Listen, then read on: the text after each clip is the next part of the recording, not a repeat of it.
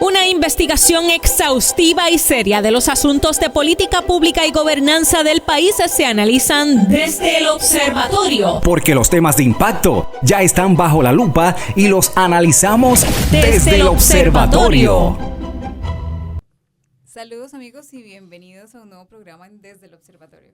Les saluda la doctora Jennifer Castellanos Barreto, ayudante del director del Observatorio de Sociedad, Gobernanza y Políticas Públicas de la Pontificia Universidad Católica de Puerto Rico.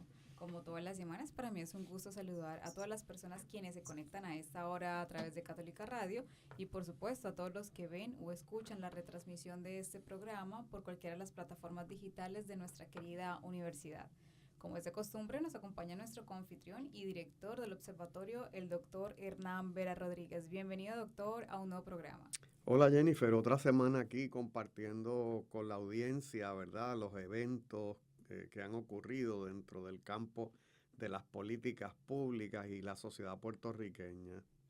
Así es, doctor. Y pues el día de hoy, para hablar de temas interesantes como el que acaba de mencionar, tendremos a un invitado que ustedes ya han escuchado en este programa. Tendremos con nosotros al doctor Jesús Vélez Méndez. Bienvenido, doctor Vélez, por otra vez al programa. Bienvenido.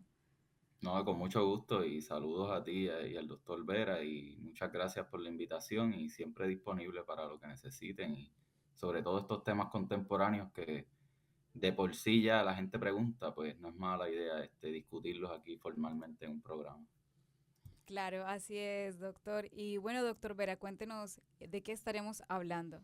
Pues mira, Jennifer, hoy estaremos hablando de los resultados electorales en los Estados Unidos, en las elecciones del 2024, y sobre todo de las implicaciones que eso puede tener para las políticas públicas, para Puerto Rico, para las comunidades hispanas, para todos en general. Así que es un tema muy interesante, por eso invitamos al doctor Jesús, que es especialista, ¿verdad?, en política, ciencia política, y dialogaremos sobre este tema. Así es, doctor. Y para nuestra audiencia, recordarles quién es el doctor Jesús Vélez Méndez. Él es catedrático auxiliar del Departamento de Ciencias Sociales e Historia de la Pontificia Universidad Católica de Puerto Rico.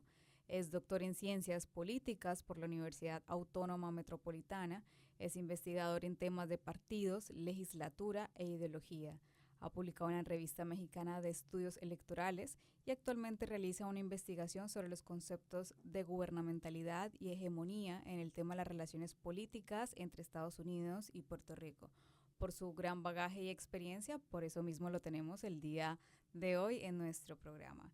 Bien, doctor, para comenzar, ¿le gustaría hacerle alguna pregunta a nuestro invitado? Pues quizás hacer un planteamiento primero. Quizás el primer planteamiento, Jesús, es cuánto, ¿verdad?, debido a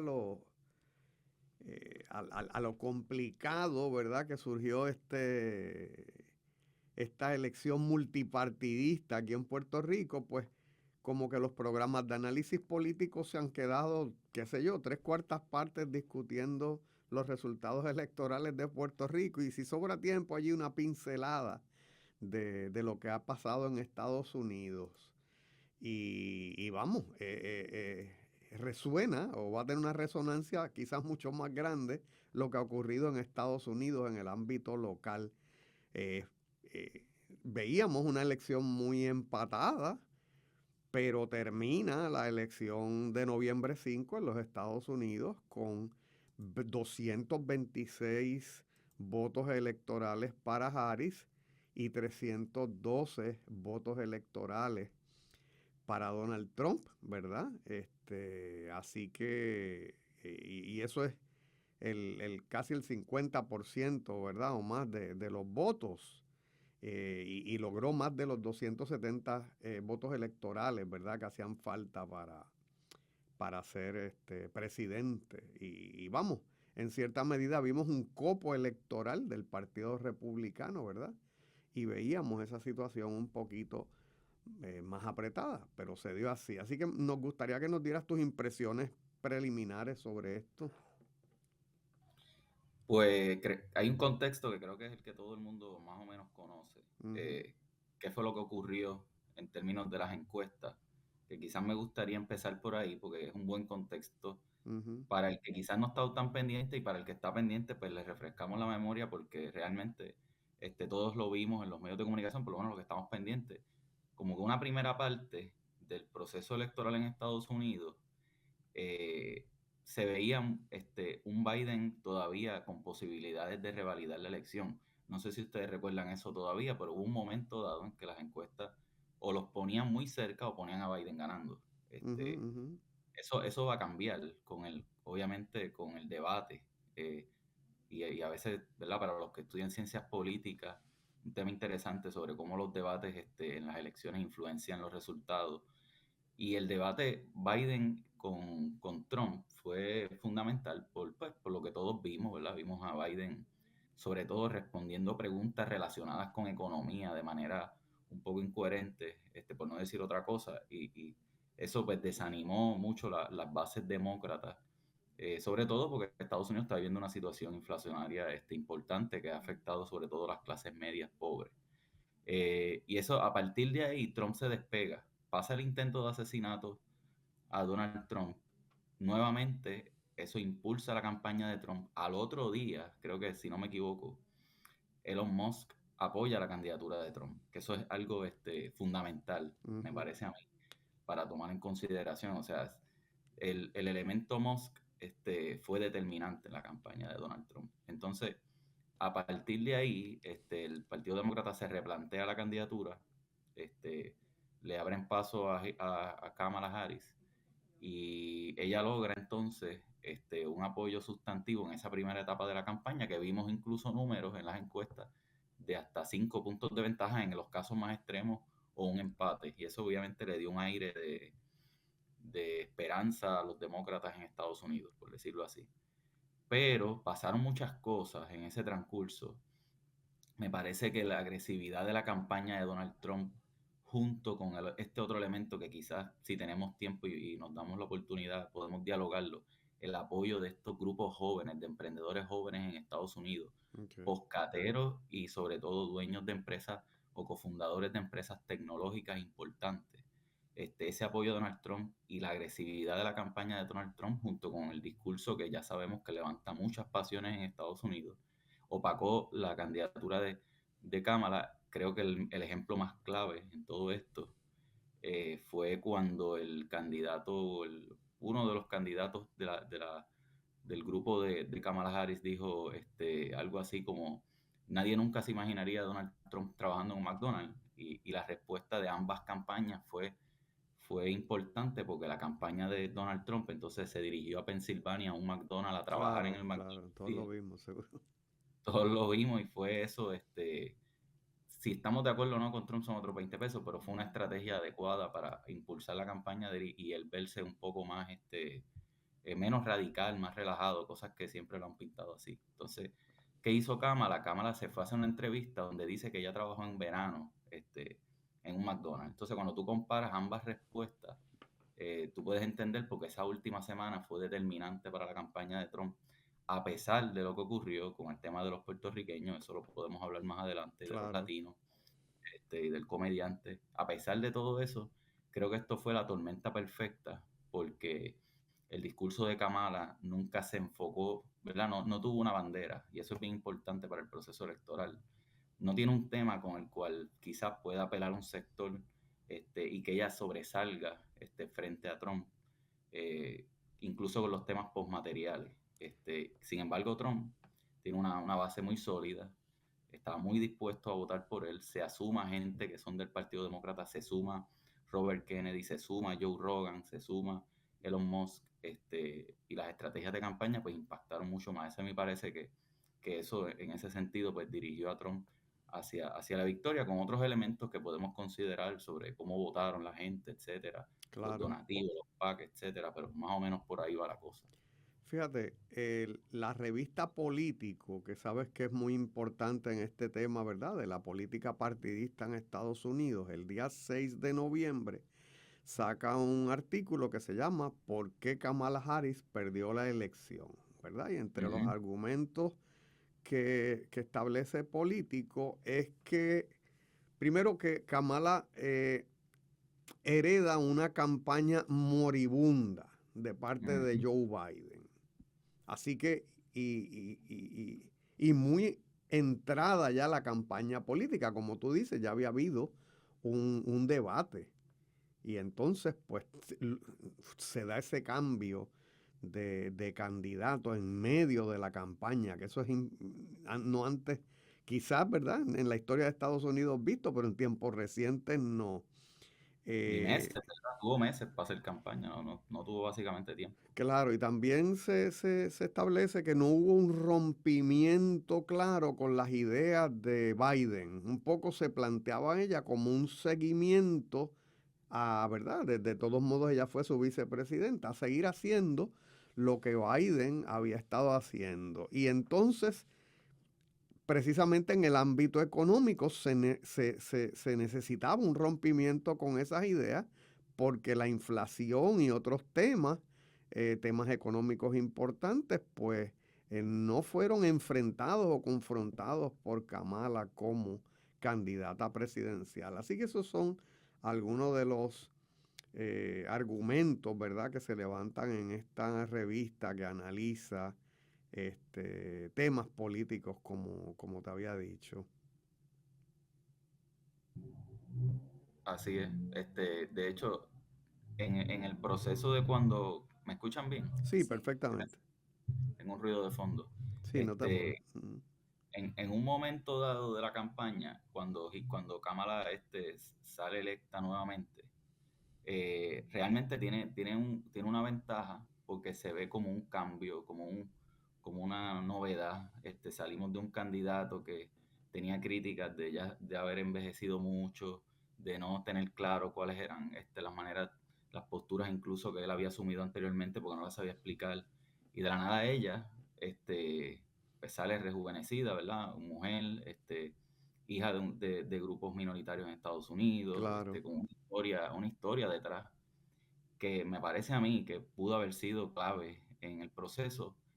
Pero fíjate cómo ocurre, que es un discurso que ya el Partido Demócrata, ¿verdad? Este discurso woke, es un discurso que ya el Partido Demócrata ha utilizado, y que quizás en esta ocasión a los sectores universitarios, a los jóvenes universitarios y sobre todo a los hispanos, esos dos sectores no compraron el discurso como en otras ocasiones lo han hecho. No quiere decir que no sacó votos de ellos, sigue siendo una base importante, pero definitivamente, por lo menos el mercadeo no tuvo efectividad en ese sector.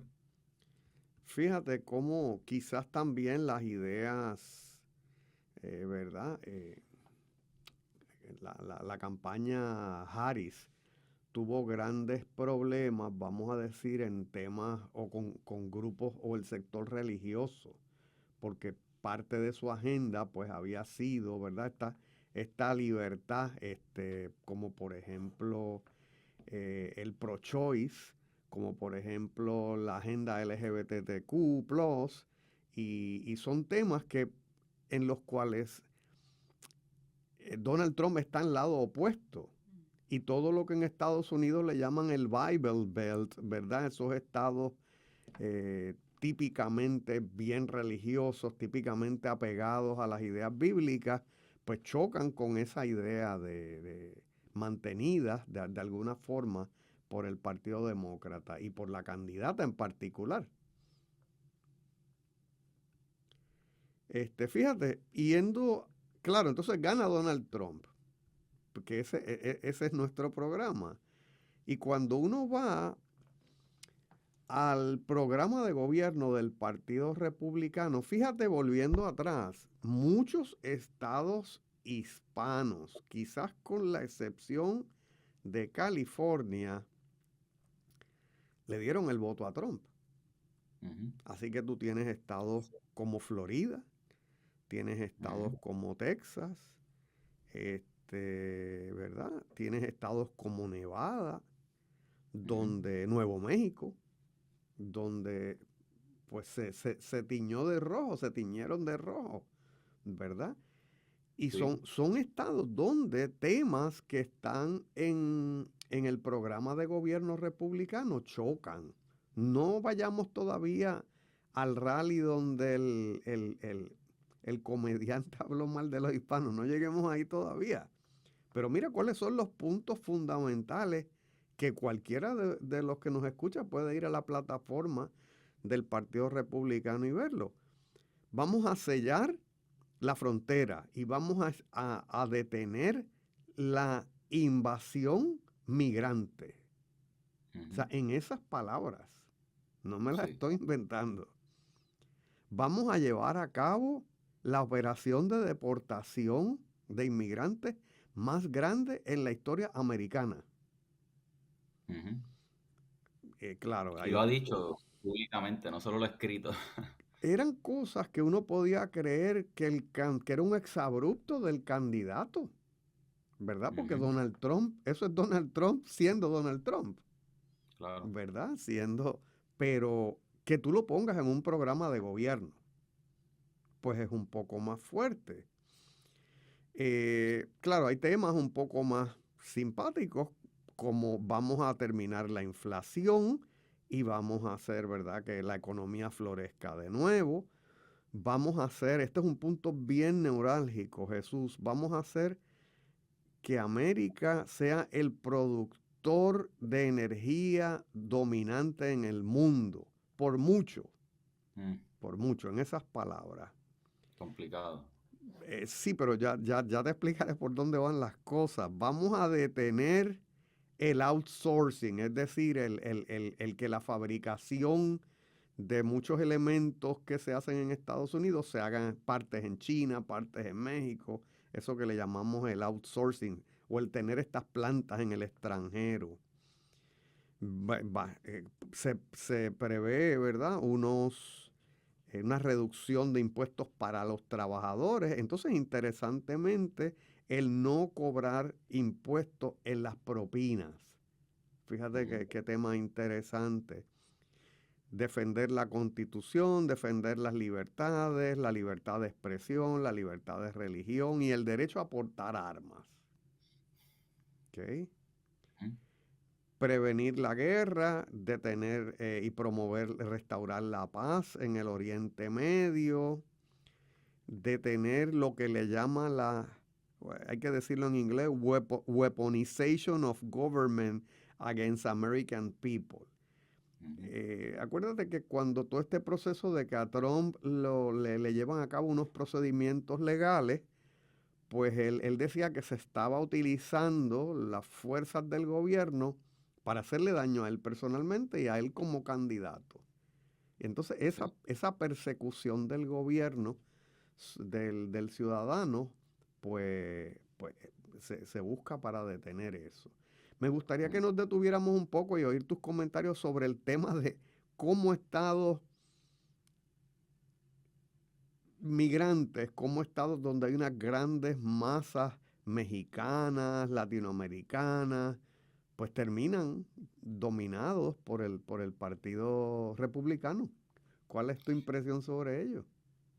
Yo creo que ese es el gran elemento resultante del proceso de campaña de Trump, porque fíjate que Trump ganó un condado de hecho en Miami, se llama Miami-Dade, donde prácticamente el 70% de la población es latina. Ahí están básicamente los cubanos. Y no se gana ese estado desde 1988. Entonces, en otros casos, por ejemplo, así, abuelo de pájaro, ¿verdad? No quiero aburrirlos con números, pero para que entendamos un poco que sí, hay un impacto aquí importante.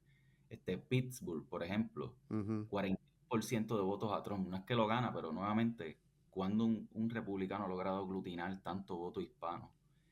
Michigan, lo mismo ocurre, ¿verdad? Un 58% de voto también que le da la victoria prácticamente a Trump. Entonces, son elementos que sí te dan claves de qué fue lo que ocurrió, porque el Partido Demócrata pues tiene una situación discursiva que resolver con los hispanos. Eso por un lado, ¿verdad? Que es un tema aparte, y sobre todo su propia moral, ¿verdad? Con el tema de las relaciones internacionales, etcétera. Pero aparte de eso, Trump logró de alguna manera conseguir el voto hombre de los hispanos. Las mujeres siguen votando en favor de Kamala, y eso lo vimos con Hillary, ¿verdad? Las mujeres votan por mujeres en muchas ocasiones. Y en el caso de los demócratas, pues también se suelen inclinar las minorías por los demócratas, pero en esta ocasión los hombres hispanos le dieron el favor a Donald Trump. Me parece que aquí hay varios elementos. Hay uno que me parece que es uno importante, la manera en que como Trump se mercadea, como Trump se presenta al público, él es un hombre fuerte, ¿verdad? En el sentido de la palabra de pues, jefe de Estado, hombre, con todas las características que eso puede implicar, y por lo tanto apela a un sector de personas con una cultura donde pues la fuerza varonil, sobre todo el machismo, está todavía bastante vigente. Y él, como otros personajes, ¿verdad? Podemos hablar de otros países, hacen esta construcción de una identidad, sobre todo posterior al intento de asesinato de Donald Trump, donde esa figura de hombre fuerte pues se presenta al público y trata de llamar la atención con palabras y con discursos en ocasiones que algunos catalogan como bastante violentos. Ya, fíjate que es el tema del caudillismo llevado a la política norteamericana, que resulta bien interesante, Jennifer. Creo que tenemos pausa, ¿verdad? Le quedaban unos segunditos para terminar la idea. Si quiere puede terminarla y ya vamos a la pausa. Bueno, eso era un elemento, yo iba a hacer como que dos más, pero cualquier cosa luego cuando regresemos de la pausa, a mí me parece que esa también tiene mucho que ver con el teatro que logra formar Donald Trump al momento de hacer campaña y la figura como él se ha presentado y todos los personajes que le rodean es importante para impactar este sector hispano, porque también consume medios de comunicación y participa en las redes sociales, y creo que eso fue fundamental. Claro, magnífico, doctor. Vamos a una pausa y ya regresamos desde el observatorio. Desde el observatorio. Amigos, estamos de vuelta Desde el Observatorio, hoy dialogando sobre los resultados electorales en los Estados Unidos y algunas de sus implicaciones. Con el invitado, el doctor Jesús Vélez Méndez. Doctor Vera, ¿le gustaría hacer un comentario en este segundo segmento? No, simplemente que Jesús continúe hablando, ¿verdad?, sobre el tema de por qué los estados hispanos, donde tienen mayorías hispanas, le parece que han votado por Trump. Así que nos gustaría que siguiera tu línea de argumentación, Jesús. Sí, más bien quería completar la idea porque sí Trump logró apelar a un sector de manera muy efectiva, como ya estaba mencionando, esos hispanos, hombres, sobre todo este sector de población cubana en Miami-Dade, que eso pues obviamente es fundamental porque y tiene un elemento histórico, ¿verdad?, que tiene que ver también con la historia de Estados Unidos. Pero quería añadir, ¿verdad?, esa imagen de Trump que todos conocemos de cuando él le disparan, que tiene la oreja un poco ensangrentada y levanta el puño. Obviamente esa imagen apeló mucho al imaginario en general latinoamericano, pero a toda la población estadounidense, incluidos los hispanos. Entonces, fortalece un poco lo que yo estaba mencionando anteriormente sobre cómo se presenta Trump, ¿verdad?, ante los latinos y ante la población estadounidense en general. Por otro lado, creo que hay un elemento muy importante. Trump es un gran manejador de las redes sociales. En ese sentido, él ha logrado, esto lo he escuchado de más de un analista, cada cosa que hace Trump se convierte en un tema de redes sociales por dos razones. Una, tiene un discurso que dice cosas muy controversiales, y las cosas controversiales es el mejor alimento que tú le puedes dar a las redes sociales para crear polarización y para estimular el algoritmo, ¿verdad? Y eso en eso Trump es un artista. Lo que mencionábamos fuera del aire es un ejemplo, pero creo que la campaña de Trump se basa prácticamente en eso. Él maneja muy bien el discurso de las redes sociales fuera de los medios de comunicación tradicionales como CNN. Entonces él gana alejado un poco de los medios de comunicación masivos. En ese sentido, hay que ver esa población que está fuera de ese marco de espectadores. Y entonces, por otro lado, además de su discurso que causa muchas controversias, ¿verdad?, la persona que dice muchas cosas controversiales genera muchos temas en las redes sociales. Trump también es una figura espectáculo en todo el sentido. Tiene un baile incluso, no sé si lo vieron hace fin de semana pasado en un evento de artes marciales mixtas. Él ya tiene ese performance, un baile un poco lo que hizo Pierluisi también en su momento, pero a Trump con muchísima efectividad. Y es un chiste y a nosotros nos parece gracioso Y es un teatro y sabemos que es un teatro y la población sabe que eso es parte del chiste y que no tiene nada que ver con política pública ni con lo que tú estás mencionando del contenido del programa, aunque también es importante. Pero ese teatro oscurece o ennoblece esas otras políticas que el hispano le afectan de manera bien directa. Tú decir que vuelvan a su país, vamos a cerrar la frontera, vamos a deportar latinoamericanos, es un discurso, es una retórica, primero porque Estados Unidos se formó de migrantes, ¿verdad? En el fondo es eso. Es una retórica que el hispano pues la escucha, pero que fuera de eso, lo que ve es el resto del teatro, el baile de Trump, el discurso controversial, su campaña fuerte y su discurso también hasta cierto punto violento, ¿verdad? En algunos aspectos. Y a eso pues hay que añadirle el tema de la guerra, ¿verdad? Que es otro elemento que quizás ayudó mucho a que Trump se distanciara algo de los demócratas. ¿Qué vamos a hacer con Ucrania? ¿Qué vamos a hacer con el tema del conflicto árabe-israelí? Pues se presenta como el tipo que quiere la paz. Y Claro, eso claro. apela a la mentalidad y al imaginario de cualquier elector, sobre todo en este contexto, donde ese elector que va a votar por Trump ve imágenes en medios de comunicación, en redes sociales, de bombas todos los días. Sí. Porque esos factores le dieron a Trump una súper ventaja que Kamala no iba a poder superar, precisamente porque pues, estamos hablando del contexto histórico, lo favorece bastante a él. Fíjate, Jesús, que en términos de políticas públicas estamos viendo que el tema migratorio y estas restricciones a las políticas migratorias, pues parecen ser un tema importante. De hecho, ya se empezaron a hacer los primeros nombramientos de Agua todavía, porque, ¿verdad? Todavía él no es presidente, pero y ya se están alineando jefes de agencia de línea dura, ¿verdad? De trompistas, vamos a decir, con respecto a eso. Fíjate que todavía en el número 10 del programa del partido, hay esta relación entre inmigración y crimen, ¿verdad? ¿Te acuerdas que en la campaña del 2020 eso se hablaba? Después él trató de separarse un poco del tema, pero vuelve, ¿verdad? Fíjate que en el número 10 dice, vamos a acabar con la epidemia del crimen migrante. Vamos a demoler los carteles de la droga extranjero. Vamos a acabar con la violencia de las gangas y vamos a encerrar a los criminales violentos. Pero casi hay como una equiparación de que el crimen es el crimen del extranjero, ¿verdad? Y eso es un tema que se trae de la política del 2020. Así que vamos a tener una política migratoria más fuerte, que incluye deportaciones masivas. Recordémonos los campos de inmigrantes, refugiados que había en McAllen, Texas, y toda esta zona de la frontera.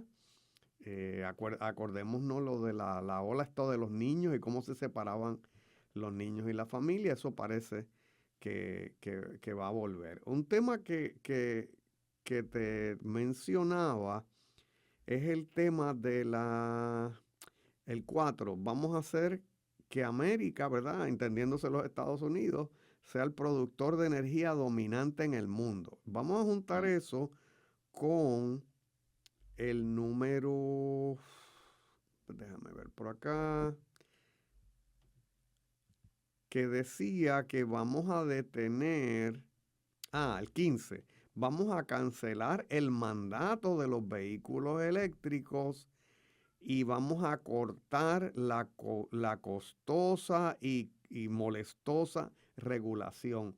Y es que acordémonos que había un mandato gubernamental que creo que para el 2035, Jesús, todos los automóviles que se hicieran en los Estados Unidos iban a tener que ser automóviles eléctricos. Sí. Y entonces cuando él habla y se ve más adelante, es que le van a eliminar, vamos a decir, las restricciones al uso del petróleo norteamericano. ¿Me sigue? Quizás Sí. sospecho una vuelta a la era del fracking, ¿ok? Y porque, entonces, si no puedes depender de vehículos eléctricos y dices que Estados Unidos, si el sol no va a ser la fuente, entonces, ¿cuál es la fuente? Pues la fuente parece ser el gas natural, parece ser el combustible fósil de nuevo. ¿Algunos comentarios sobre eso? Ese es un tema con muchas aristas, por decirlo así, porque sí, fíjate, trastoca el asunto internacional, y es, creo que el corazón de la discusión de política pública en Estados Unidos, por decirlo de alguna manera, porque al final del día que hay un cambio de paradigma en el modelo de política económica Ujú. de parte de Trump. Por un lado, una mayor agresividad en los recortes y en las regulaciones. Eso afecta el medio ambiente porque recordemos que Trump originalmente no está muy de acuerdo con que tenemos un problema medioambiental. Ya. Sí, por Este, ahí es que iba. por ahí es que va la cosa. Ujú. Ellos niegan esa realidad científica. Pues algo que obviamente va a afectar grandemente a toda la población porque hasta cierto punto, y perdona que haga este paréntesis, la decisión de lo que va a hacer Estados Unidos con la energía es la decisión también que va a determinar qué va a ocurrir en el mundo entero con el tema del cambio ambiental. O sea, el mundo entero está esperando a ver qué hace Estados Unidos con el tema del cambio ambiental, del medio ambiente y del cambio climático. Y el hecho de que Trump haya ganado le envía un mensaje a Europa nuevamente, envía un mensaje al mundo de que pues realmente las políticas y los acuerdos internacionales que habían para lograr reducir las emisiones de efecto invernadero y priorizar otros tipos de energía, pues quizás vayan a ser Te leo, te, abandonadas. te leo del capítulo 3.4. Dice Ujú. reliable and abundant low cost energy, ¿verdad? Entonces, más o Ujú. menos haciendo una traducción libre, los republicanos van a aumentar la producción energética. Vamos a reducir restricciones, vamos a permitir y vamos a terminar aquellas restricciones que distorsionan el mercado del petróleo, el gas natural y el carbón. Así que ahí Ujú. tienes tus tres fuentes, ¿no? O sea que Sí. para hacer a Estados Unidos un jugador importante y hacerlo independiente en términos, entre comillas, en términos energéticos, pues es eh, descansar en esos tres elementos, ¿verdad? Los que son combustibles fósiles. Así que Sí, lo hay, más contaminante. ahí choca con todos los protocolos. Así que hablando de política energética, pues la política energética va a ser la desregulación y la promoción de esas tres industrias, ¿verdad? De Estados Unidos, que son en la producción de petróleo, la producción de carbón, la producción de gas natural. Y si los pozos están medio secos, creo que volverán a la política del fracking, ¿verdad? De romper las piedras y sacarle petróleo a los pozos viejos que ya se supone que no estuvieran dando demasiada producción. Y hay que ver ahí hasta qué punto el discurso de Trump y en la campaña de Trump y el teatro de Trump se va a traducir en políticas públicas. La vez pasada hizo cosas importantes con respecto al medio ambiente, negativas, en un sentido negativo, ¿verdad? Se salió de varios acuerdos internacionales también. Pero Trump tenía demasiado de muchos opositores Ujú. para que su discurso agresivo y radical fuera a llevarse a cabo. Ahora no tanto. Ahora está rodeado de personas que lo aplauden más de que los que lo critican.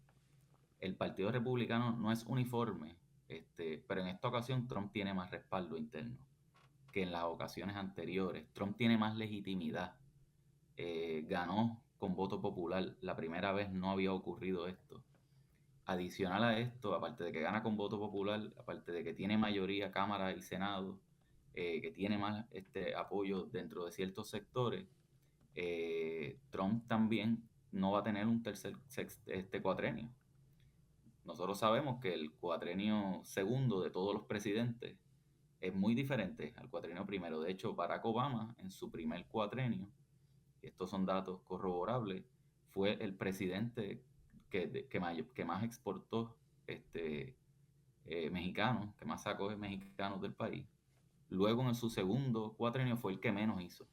Y en su segundo cuatrenio fue que llegó al acuerdo con Cuba para abrir comercio, que fue una cosa bastante importante.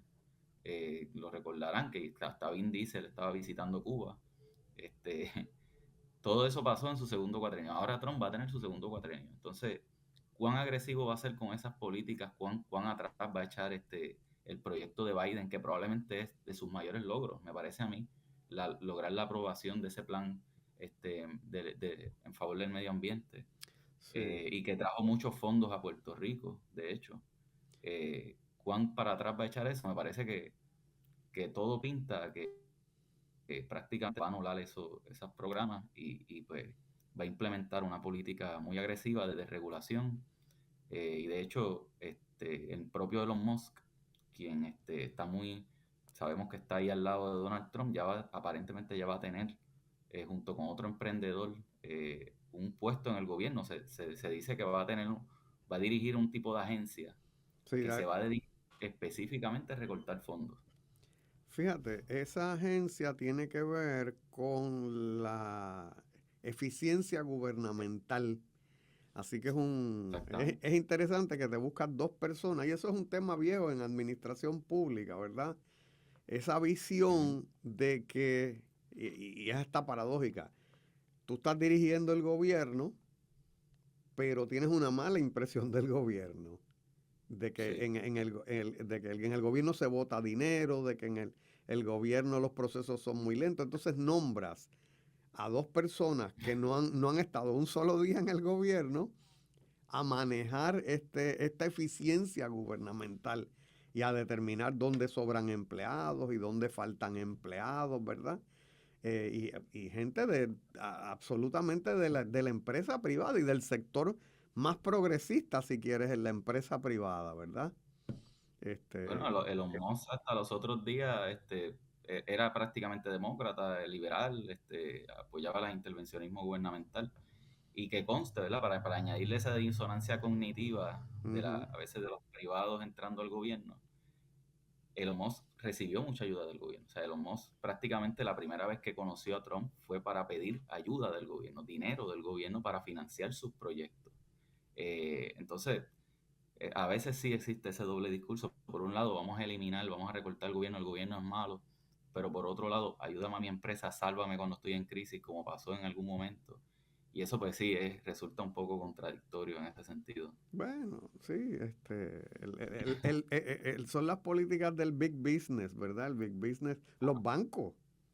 O sea, como tú desde los bancos pues dices, no, que cómo vas a subir el salario mínimo, que cómo vas a aumentar los días libres. Pero quien más ha recibido dinero federal y quien más ayuda ha recibido en toda la historia quizás de los Estados Unidos es la banca y las compañías financieras, ¿verdad? Así es. Así que son temas, ¿verdad? Interesantes estos temas. Fíjate, el tema de la innovación es un tema interesante relacionado también con la política económica. En la plataforma se habla de la promoción de las criptomonedas, de eliminar esas restricciones que se habían puesto en la era Biden a las criptomonedas.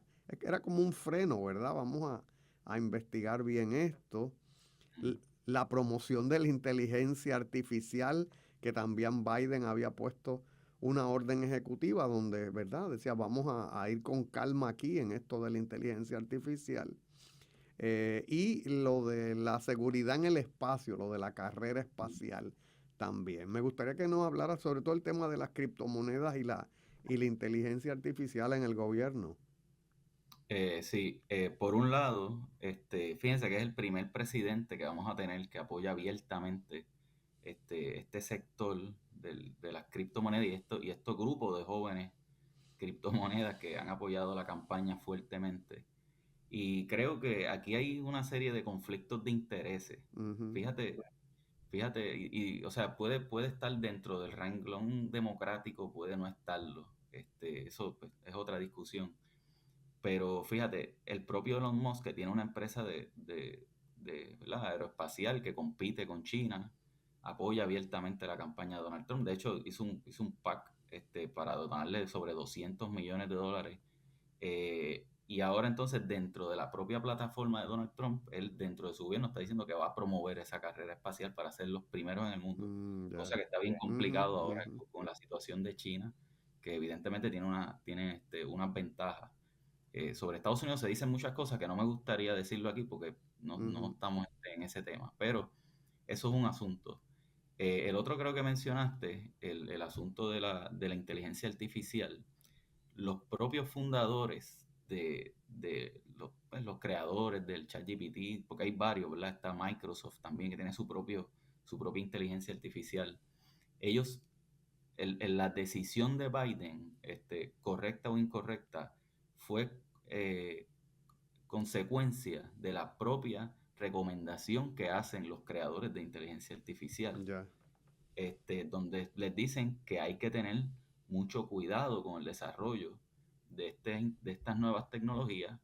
A veces uno lo pensará como tipo película, no, porque se van a rebelar contra los seres humanos. Es que no es eso el punto, ¿verdad? Tiene que ver con muchas otras preocupaciones, sobre todo con el estado emocional de los individuos que utilizan inteligencia artificial, cosas que salieron, noticias que salieron y que poco a poco se han añadido controles que gracias a las intervenciones del Estado, pues se han logrado. Entonces, no es que estamos en contra de eso, al contrario, hay que propiciarlo, pero sin duda creo que la decisión templada de pensar antes de abrir ese espacio desregulado y que el gobierno no intervenga para investigar hasta qué punto se puede desarrollar, pues era una decisión adecuada en su momento y que ahora Donald Trump, por tener el apoyo de este sector de los grandes negocios tecnológicos, tanto en inteligencia artificial, criptomonedas como competencia aeroespacial, pues incluso los va a nombrar a ser miembros de su gabinete, cosa que cambia también un paradigma de la meritocracia en Estados Unidos, Claro. como tú bien mencionaste, una cosa que evidentemente echa por la borda la ideología liberal hasta cierto punto, ¿verdad? Y abre espacio a esa idea neoconservadora a implementarse. Pues todo eso pues, va a venir de la mano pues, con un conflicto evidente de intereses, ¿verdad? Aquí hay unos intereses económicos detrás de que Trump ganara para que desregulara, porque ha cambiado la ideología de ciertas élites económicas en Estados Unidos. Okay. Esas élites económicas que antes compraban el discurso demócrata liberal de que es mejor la igualdad social, que es mejor esos otros temas postmaterialistas, género, sexualidad, economía, estados reguladores que intervienen y ayudan a los pobres, etcétera. Todo eso, pues ellos dijeron a partir de la pandemia, con la crisis que se avecinó y con lo que pudimos vivir todos y lo que ellos en su categoría también padecieron, pues decidieron apoyar a otro modelo. De hecho, el propio Elon Musk había publicado que se había cansado de apoyar a los demócratas y que estaba buscando un candidato más moderado. Lo había puesto a sí mismo en su Twitter. Y fíjense qué irónico, ¿verdad? Que el moderado que para él era Donald Trump lo apoya y entonces pues el resultado probablemente va a ser un cambio bastante importante en la forma de gobernar, en la forma de implementar la política pública. No sabemos hasta qué punto y ojalá y el discurso sea una cosa y en la práctica sea otra, pero Claro, claro. lo que vemos es un aceleramiento del proceso mucho más radical de lo que quizás originalmente se pensaba. Muchas gracias, doctor Jesús. El tiempo aquí vuela y usted lo sabe más que nadie. Hemos llegado como tal al final de nuestro programa. Así que, doctor Vera, brevemente algún comentario. Pues, ¿qué te digo? No hemos cubierto la verdad que nos fuimos por el lado, tiene una parte social, ¿verdad? Por ejemplo, la plataforma Trump y de los republicanos tiene una parte de ayudas sociales, sobre todo a los adultos mayores, que es bien interesante, que quizás en otro programa podamos traer. Pero es la parte más gubernamental de lo que he visto, ¿verdad? Más tradicionalmente gubernamental. También los retos a la educación, ¿verdad? Se va a desfederalizar, son los vientos de que se va a desfederalizar la educación pública en los Estados Unidos. Así que nos espera un cuadrenio muy interesante, tanto en Puerto Rico como en los Estados Unidos. Pues amigos, hemos llegado al final de nuestro programa Desde el Observatorio. Agradecemos al doctor Jesús Vélez Méndez por aceptar nuestra invitación y estar con nosotros el día de hoy. Doctor, muchas gracias por aceptar nuestra invitación.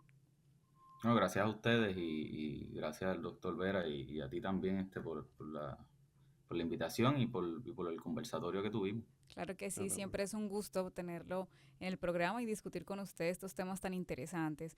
Pues amigos, les recordamos que pueden conseguir la retransmisión de este programa y de todos los anteriores en YouTube, en el canal Huellas del Futuro, bajo la playlist Desde el Observatorio o en formato podcast en Spotify.